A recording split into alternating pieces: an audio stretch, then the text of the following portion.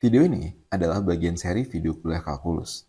Rujukan utama pembahasan materinya diambil dari buku kalkulus Purcell edisi 9, buku rujukan yang umum digunakan dalam materi kuliah kalkulus. Buku ini berisikan 15 chapter, dari chapter 0 sampai chapter 14. Sekarang kita akan membahas chapter 0 bagian ketiga, yaitu sistem koordinat kartesius.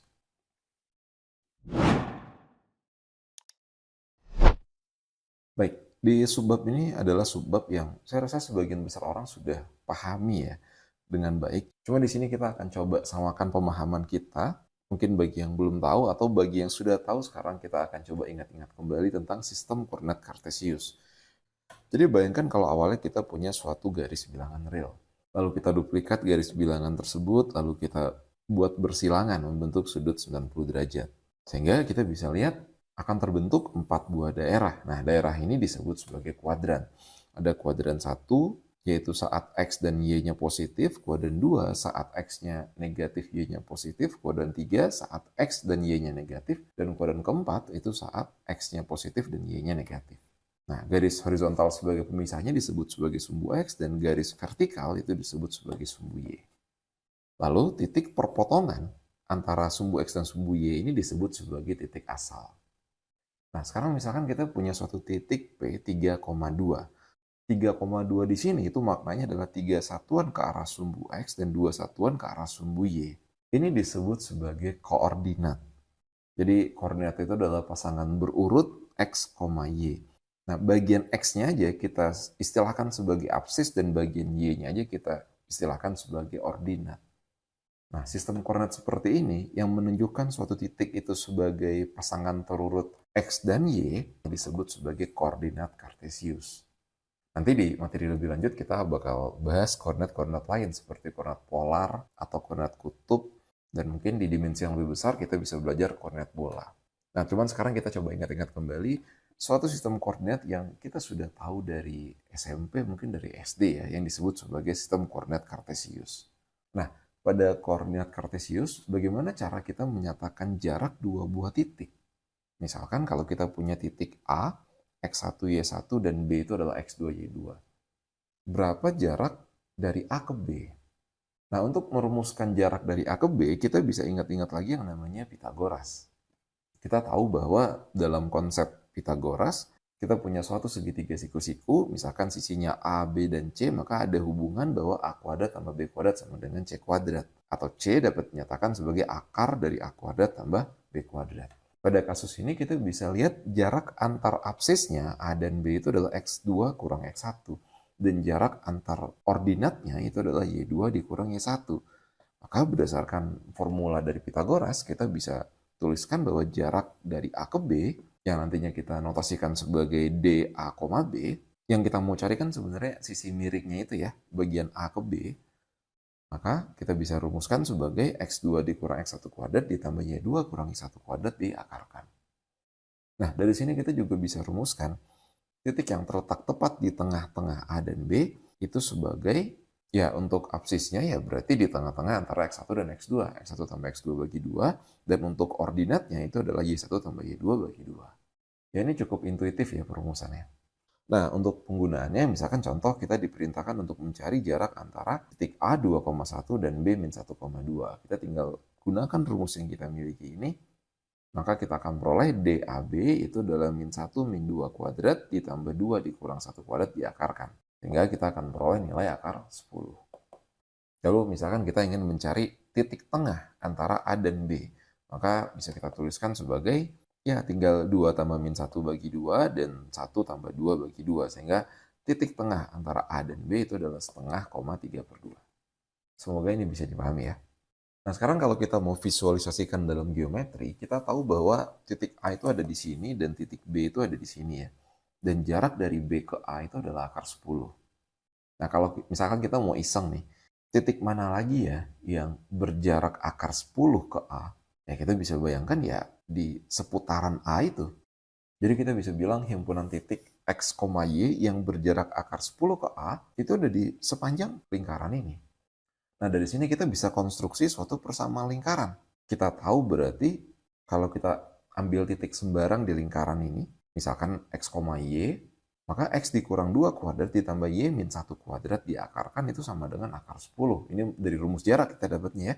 Kalau kita kuadratkan kedua ruas, kita akan dapat X min 2 kuadrat tambah Y min 1 kuadrat sama dengan 10. Ini adalah suatu persama lingkaran yang pusatnya di 2,1 dan jari-jarinya 10. Sehingga analog dengan pemikiran ini, kita bisa konstruksi persama lingkaran secara umum. Persama lingkaran yang pusatnya di A, B dan jari-jarinya R, itu dapat dinyatakan sebagai X min A kuadrat tambah Y min B kuadrat sama dengan R kuadrat. Nah, jadi sekarang kita sudah punya formula dari suatu persama lingkaran.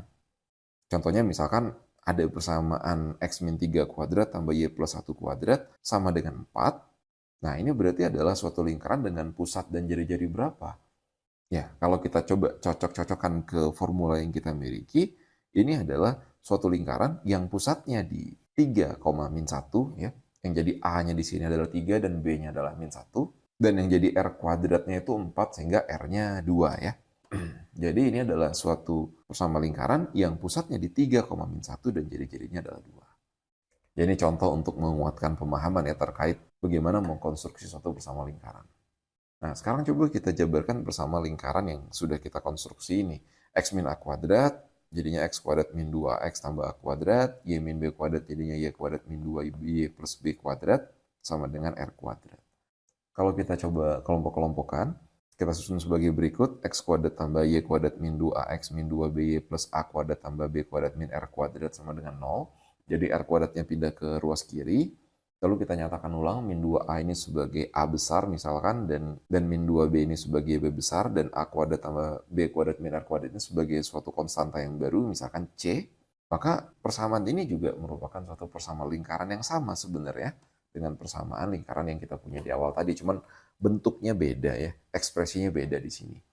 Nah, secara penggunaannya, kalau dari persamaan lingkaran yang pertama tadi, kita kan bisa langsung tahu berapa pusatnya dan berapa jari-jarinya, yaitu A, B, dan R. Nah, kalau dari sini kan kita seperti sudah kehilangan jejak gitu ceritanya ya. A, B-nya sudah nggak tahu berapa, dan R-nya udah nggak tahu berapa. Cuman kan kita bisa coba lacak kembali, tadi menjadi A besar itu kan adalah min 2A ya, maka kita bisa nyatakan bahwa A-nya adalah min setengah A besar, dan min 2B itu kan menjadi B besar, sehingga B kecilnya itu adalah min setengah B besar. Jadi A, B-nya bisa dinyatakan sebagai berikut. Lalu A kuadrat tambah B kuadrat dikurang R kuadrat itu adalah C. Sehingga kita bisa nyatakan ujung-ujungnya R-nya itu sebagai akar dari seperempat A kuadrat tambah seperempat B kuadrat dikurang C. Jadi kalau kita punya suatu persamaan lingkaran yang formatnya seperti ini, kita bisa ketahui titik pusat dan jari-jarinya dengan formula berikut. Nah, contoh misalkan kita diminta untuk mencari titik pusat dan jari-jari dari persamaan berikut. Nah, di sini kan berarti yang jadi A-nya adalah 4, yang jadi B-nya adalah min 6, dan yang jadi C-nya adalah 9 ya. Maka pusatnya, ya kita notasikan sebagai A, B, yaitu adalah min setengah kali 4, ya, min setengah A, min setengah kali min 6, yaitu min setengah B, yang hasilnya adalah min 2,3. Dan R-nya, tinggal kita gunakan formula yang kita sudah miliki, nanti ujung-ujungnya kita akan dapat jari-jarinya adalah 2. Jadi persamaan lingkaran ini adalah persamaan lingkaran yang pusatnya di min 2,3 dan jari-jarinya adalah 2. Ya, kurang lebih penggunanya seperti itu ya. Jadi intinya dari apa yang kita bahas ini, ada dua cara atau dua ekspresi menyatakan suatu persamaan lingkaran. Bentuk pertama dan bentuk kedua. Sama aja ya sebenarnya. Untuk mengkonstruksi suatu persamaan lingkaran dengan pusat dan jari-jari yang kita miliki, tentu lebih enak menggunakan persamaan yang pertama. Tapi setelah dijabarkan, kita akan dapat bentuk dalam bentuk persamaan yang kedua. Kurang lebih seperti itu. Ya, jadi ini kira-kira pembahasan terkait persamaan lingkaran. Mengingatkan kembali materi-materi di SMA. Nah, selanjutnya saya mau masuk ke persamaan garis. Tapi sebelumnya kita bahas dulu konsep dari gradien. Apa itu gradien? Nah, misalkan sekarang kita punya dua buah garis seperti ini. Saya yakin kita pasti sepakat bahwa kemiringan dua buah garis ini berbeda. Cuman gimana cara kita mengukur perbedaannya? Kita bisa tambahkan garis bantu horizontal dan vertikal seperti ini sehingga ngebentuk suatu segitiga, sehingga perbedaannya bisa kita lihat dari perbandingan bagian vertikal dan bagian horizontalnya. Delta Y banding delta X-nya. Makin besar delta Y-nya dibandingkan delta X, kita bisa bayangkan akan makin nanjak garisnya. Artinya makin besar gradiennya ya. Ya begitu juga kebalikannya. Kalau perbandingan delta Y dan delta X itu makin kecil, maka nanti garisnya akan makin landai. Kalau misalkan garis bantu yang kita bangun ya, segitiga ini tuh ujung-ujung segitiganya terletak pada titik A, B, di mana A-nya itu adalah X1, Y1 dan B-nya adalah X2, Y2, maka ya kita bisa rumuskan gradien itu sebagai delta Y-nya menjadi Y2 min Y1 dan delta X-nya menjadi X2 min X1. Ya, jadi kita bisa merumuskan suatu gradien. Ya, pada dasarnya gradiennya itu adalah derajat kemiringan dari suatu garis. Nah, sekarang kita coba konstruksi suatu persamaan garis. Bayangkan kita punya suatu garis dengan gradien tertentu yang sudah kita miliki, di mana garis itu melalui titik A, X1, Y1 misalkan, dan titik sembarang di garis itu kita wakilkan sebagai X, Y. Nah, berdasarkan rumus gradien tadi, kita bisa dapatkan gradien dari garis ini adalah Y dikurang Y1 dibagi dengan X dikurang X1. Kalau kita kali silang X min X1-nya, kita akan dapat suatu formula Y min Y1 sama dengan M dikali X min X1. Nah, rumus ini rasanya sudah familiar ya. Ini adalah rumus persamaan garis yang melalui titik X1, Y1 dan gradiennya adalah M. Jadi dari sini kita bisa bayangkan, kalau ingin membangun persamaan garis dengan formula ini, dua hal yang kita harus tahu yaitu titik yang dilaluinya dan gradiennya. Nah, kalau kita coba jabarkan lagi, M-nya kita kalikan ke dalam, ujung-ujungnya kita akan peroleh Y sama dengan MX dikurang MX1 ditambah Y1. Nah, kalau ini kita misalkan sebagai suatu konstanta yang baru, maka kita akan peroleh suatu persamaan garis Y sama dengan MX ditambah B. Ya, ini ekspresi lain lah dari suatu bentuk persamaan garis. Kalau persamaan yang kita dapatkan dari formula ini kita sederhanakan, ya kurang lebih ujung-ujungnya jadinya begini. Nah, kalau kita perhatikan di grafik ini, garis ini memotong sumbu Y itu kan saat X-nya sama dengan 0 ya. Kalau kita substitusikan X sama dengan 0 ke persamaan ini, maka kita akan peroleh Y-nya sama dengan B. Jadi bisa kita bilang juga ya, persamaan garis ini itu adalah persamaan garis dengan gradien M dan memotong sumbu Y-nya itu di 0, B. Jadi B itu adalah titik potong sumbu Y-nya, bisa dibilang gitu. Contoh misalkan, kita diminta untuk menentukan suatu persamaan garis dengan gradien 3 dan melalui titik 2, min 1. Nah, menggunakan formula yang tadi, yang kita butuhkan tuh berarti adalah berapa gradiennya dan berapa titik yang dilaluinya. Dan di soal ini kebetulan semua yang dibutuhkan udah ada ya, gradiennya 3 dan titik yang dilaluinya adalah 2, min 1. Sehingga ujung-ujungnya kita akan peroleh persamaan garisnya adalah Y sama dengan 3X dikurang min 7. Persamaan garis ini juga sebenarnya bisa kita bangun menggunakan persamaan garis yang kedua tadi, yaitu Y sama dengan MX tambah B. Kita tahu gradiennya 3 dan dia melalui titik 2, min 1. Ya, berarti tinggal kita ganti aja M-nya dengan 3. Cuman kita belum tahu B-nya berapa.